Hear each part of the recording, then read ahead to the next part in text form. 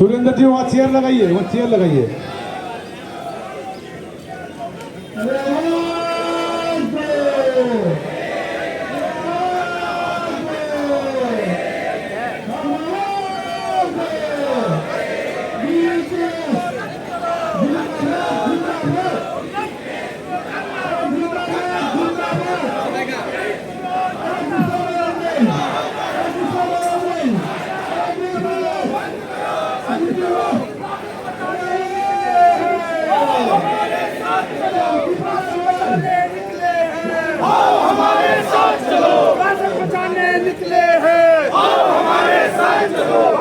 आंदोलन बचाने निकले हमारे साथ चलो।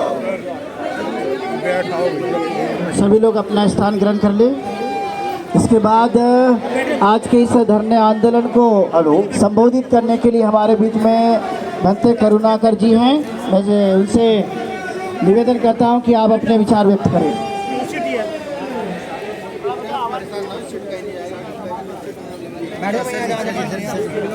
हेलो भैया, हेलो सर जी, और करो।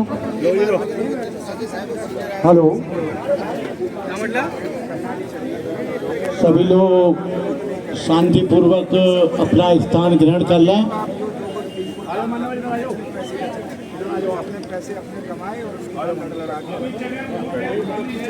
नथ में शरणं अयं बुद्धो में शरणं वरं एतेन सच्चवज्जेन होत तेजे मंगलं दुर्वधरोद्धरं शीलराशि शुभानां वयं बंदा मय बंदाम भीम अम्बेद नाम काम।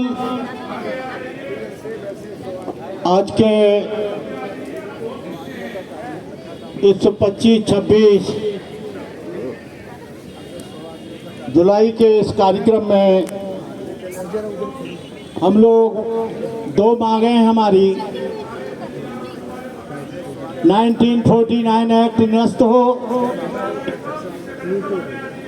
और सारा का सारा प्रबंधन बौद्धों के हाथ में सौंपा जाए।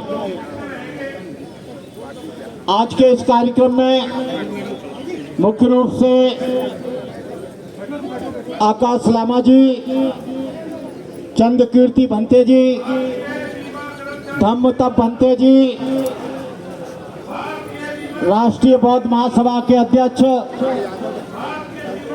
धर्म प्रकाश भारती जी, राजा राम जी अलीगढ़ से, वरिष्ठ बौद्ध उपासक विनय रतन जी, भीम आर्मी के राष्ट्रीय अध्यक्ष और तमाम भंतेगण और तमाम मेरे साथियों, आपको मालूम होना चाहिए कि एक लंबे समय से बुद्ध गया का आंदोलन करीब 135-40 वर्षों से चल रहा है, लेकिन भारत सरकार के कान पर जू तक नहीं रेंगती है। वो मस्जिदों में हिंदू मंदिर तलाश रहे हैं, लेकिन उनको नहीं दिखता कि बुद्ध गया में वो महाबोधि महाविहार बौद्धों का है, जैसे मुसलमानों का मक्का मदीना, ईसाइयों का जेरूसलम, वैसे ही सारी दुनिया के बौद्धों की आस्था का पवित्र स्थल बुद्ध गया है। लेकिन भारत सरकार और प्रदेश सरकार जो 1949 एक्ट है, जो 26 जनवरी 1950 से पहले बना, उसको अपने आप जो हमारा आर्टिकल नंबर संविधान का है 25 से 28 तक उसे निरस्त हो जाना चाहिए। लेकिन ये दकियानुसी लोग जो नहीं चाहते कि बौद्धों का विकास हो, वो नहीं चाहते कि बुद्धों की उन्नति हो, ये लोग एक लंबे समय से उस पर बैठे हैं। ये जो आंदोलन है, ये मोदी जी की कान में पहुंचना चाहिए। ए मोदी जी, तुमको शर्म आनी चाहिए कि जब आप विदेश जाते हो, जापान जाते हो, थाईलैंड जाते हो, सिंगापुर, तो तुम कहते हो मैं बुद्ध देश से आया हूं। लेकिन ये मोदी, तेरे को शर्म आना चाहिए। कि 135 वर्ष से ये आंदोलन चल रहा है, बौद्धों पर जुल्म हो रहा है, उनका पानी रोका जा रहा है, उनके तम्बू और बम्बू को तोड़ा जा रहा है, उनको रात में उठाया जा रहा है, उनको बिजली नहीं दी जा रही है, उनको पानी नहीं दिया जा रहा है। कैसे ये देश में, अरे मोदी जी आप बौद्ध गया का मंदिर हम दो मत दो, लेकिन तुम्हारे लोकतंत्र को, तुम्हारी धर्मनिरपेक्षता को हम सारी दुनिया में नंगा करता रहेंगे।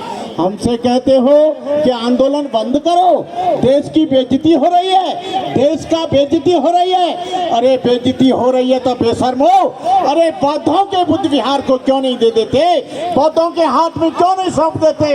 वो इसलिए नहीं सौंपना चाहते क्योंकि वहाँ पर 100 करोड़ से ज्यादा वहाँ पर पूरे दुनिया के बौद्धों का छड़ावा आता है और उससे ये मौज मस्ती करते हैं, उससे अपना ऐशो आराम करते हैं।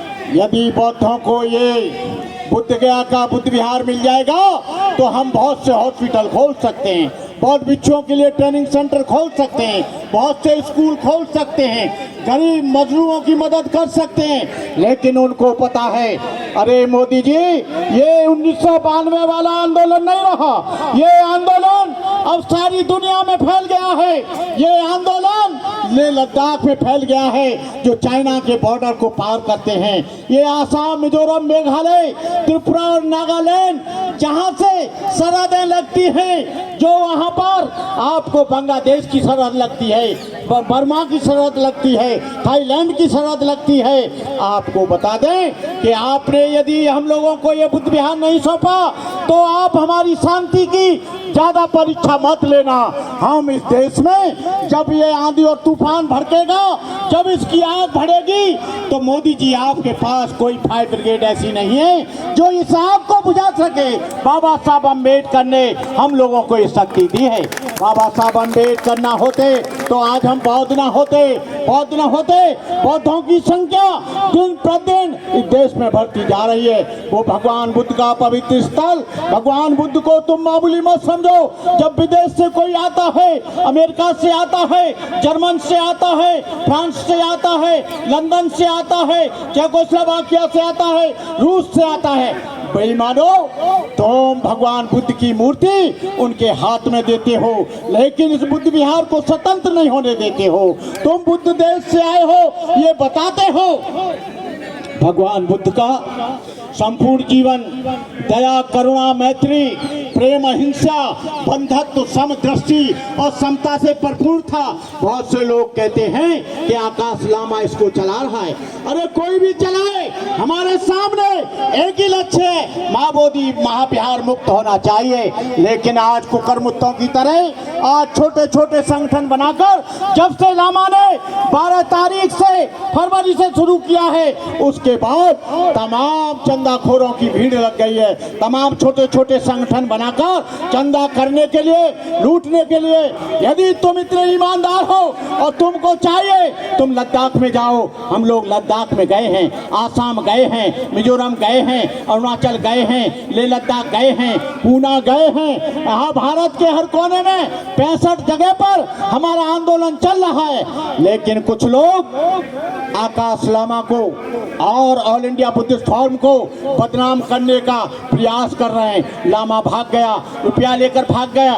लामा ऐसा व्यक्ति नहीं है, लामा बुद्धिस्ट है, ट्रेडिशनल बुद्धिस्ट है। वो 1 रुपया इसमें से नहीं खाएगा, 1 रुपया भी इसका दुरुपयोग नहीं करेगा, 1 रुपया भी अपनी जेब में नहीं रखेगा। लेकिन वो लोग जिनको पैसा नहीं मिल रहा है, मैं इस बात को ज्यादा नहीं कहना चाहूंगा, लोग अपने कर्म से जेल गए, लेकिन नाम आ गया लामा के ऊपर। लामा ने किसी को भी जेल भेजने का प्रयास नहीं किया, लामा ने किसी के खिलाफ FIR नहीं कराई, लामा ने किसी को जेल नहीं भेजा। आज इस आंदोलन को हाईजैक करने के लिए रात को 2 बजे उन लोगों ने प्रयास किया, अरे तुमको हिसाब मांगने का कोई औचित्य नहीं है, हिसाब ऑल इंडिया बुद्धिस्ट फोरम करेगी, उसकी कोऑर्डिनेशन कमेटी करेगी, उसकी कोर कमेटी बनेगी। तुम यहाँ से आ गए कि हिसाब दो, तुमको कोई हिसाब नहीं दिया जाएगा। बहनों और भाइयों, विनय रतन जी और हमारे धर्मप्रकाश भारती जी, राजा राम आनंद जी, आप सब लोग जो आए हैं, नोएडा से आए हैं, देश के विभिन्न क्षेत्रों से आए हैं, सारी बस्तियों से आए हैं, आप लोगों से निवेदन है इस आंदोलन को अच्छी तरह से चलाते रहें ताकि महाबोधि महाविहार मुक्त हो और हम लोगों के हाथ में आए। आप लोग इस आंदोलन को मजबूत करने के लिए आप लोगों का बड़ा सहारा है, आप नहीं होंगे ये आंदोलन चल नहीं पाएगा। मैं इन्हीं शब्दों के साथ अपनी बात समाप्त करते हुए मैं राष्ट्रीय अध्यक्ष राष्ट्रीय बौद्ध महासभा विनय रतन जी और जो धम्मतप जी जो भी विभिन्न क्षेत्रों से आए हैं, आप बीपी सिंह जी और तमाम देश के जो भारत के कोने कोने से आए हैं, उन सब के प्रति शुक्र अदा करता हूँ। जय भीम, नमो बुद्धाय, जय भारत।